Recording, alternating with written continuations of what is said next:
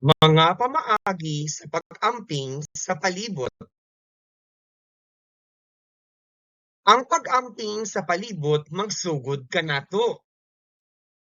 Ani ang mga butang nga atong mahimong himuon aron ampingan ang atong palibot. Reduce, reuse, ug recycle. Mao kini ang paglimita sa mga basura nga atong ginalabay.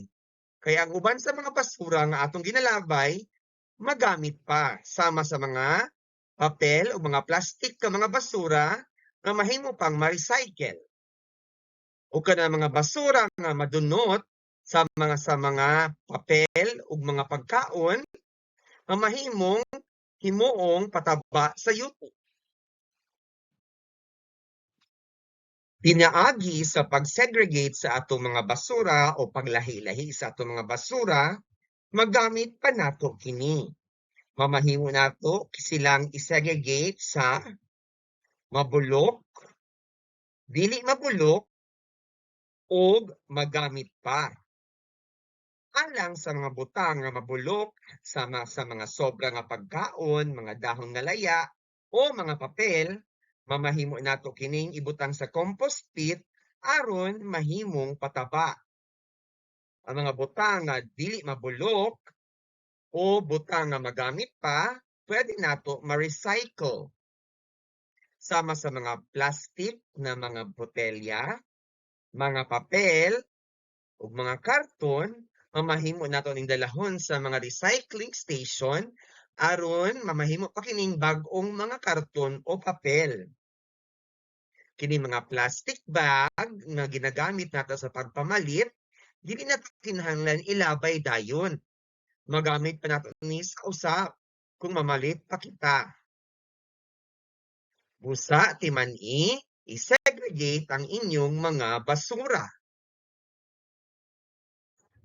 Pagtabang sa pagpanglimpyo. Kasagaran ginahimo ang community clean-up drive. Mao kini ang buluhaton nga kung asa kita motabang nga maglimpyo sa atong komunidad. Mahimo kitang mamunit sa mga basura makita sa atong komunidad o sa laing mga lugar. Kay kung limpyo ang atong komunidad, layo kita sa mga sakit.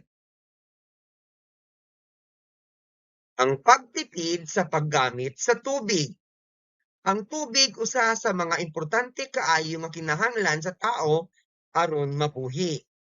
Busa atong ampingan ang atong tubig.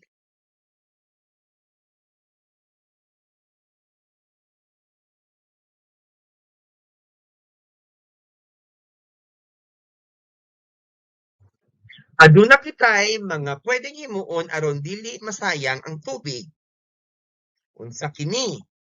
Una, palungon ang gripo kung kita mag-toothbrush o mogamit sa tubig sa gripo.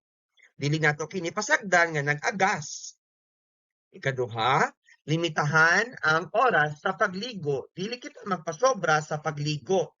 Nga dapat sakto lamang na malimpyo ang atong lawas aron dili masayang ang tubig. Ikatulo, mamahimo kitang magsalod sa tubig ulan aron mamahimo nato kining gamiton pandilig sa mga tanom o panglimpyo sa atong panimalay.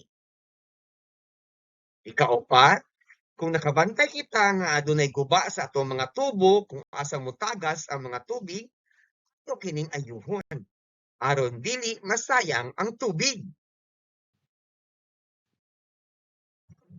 Palit sa mga importante o kinahanglan lamang.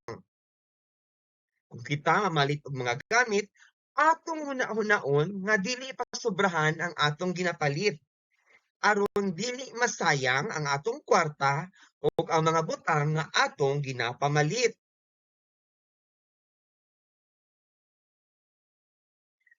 Nahunaon nato kung kita mag-grocery kung unsa lamang ang atong kinahanglan. Atong ilista unsa kini aron dili manobra ang atong pamaliton. Siguraduhon nga ang atong gipalit kini ang mga importante nga butang nga atong kinahanglan sa atong kinabuhi. Kay ug ato kining himuon, makatipid kita sa kwarta ug dili masayang ang mga butang nga atong gipamalit. Pagtanom og mga kahoy. Nasayod kita nga ang kahoy importante kaayo. Kay tungod sa kahoy aduna kitay presko nga hangin nga ginaginhawa. Maong importante kaayo ang tanom sa atong palibot. Usa pa, walay baha kung daghan og kahoy sa palibot. Kay suyupon sa kahoy ang mga sobra nga tubig kung mag-ulan.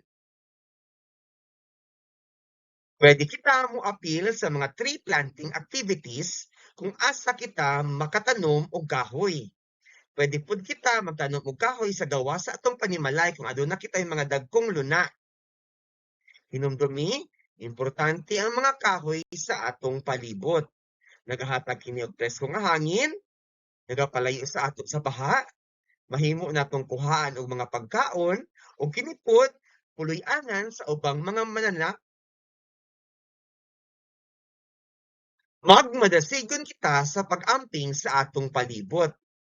Kay usa lamang ang atong planeta ug wa nay lain pa.